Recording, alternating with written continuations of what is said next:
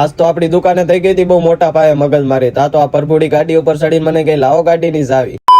જય દ્વારકાધીશ ને જય શ્રી રામ. તમારા બધાનું મારા આજના નવા મિની બ્લોગમાં સ્વાગત છે. પછી તો આપણે રૂમ ઝૂમ કરતા આવી ગયા હતા દુકાને, કરી લીધા માતાજીના દર્શન. પછી તો આપણે રશિયાથી મંગાવી લીધી હતી મિસાઇલ. પાકિસ્તાન વાળા ગાય ઉકારો કરે એટલે અહીંથી મિસાઇલ ઠોકવા જ મળવાની છે ગાયત્રી માંથી. ફૂલ બાકા દીકી બોલાઈ દેવાની છે, ભૂકા કાઢ નાખવાના છે. તા તો જોયું તો આ પરભુડી તો ગાડી ઉપર ચડીને મને બેઠી બેઠી કે ભાઈ ગાડીની ચાવી મારી બ્યુટી પાર્લરમાં વાળ સ્ટ્રેટ કરાવવા જવા છે. મેં કીધું વાળ સ્ટ્રેટ કરાવવા વાળી સાની મની બેઠી રે.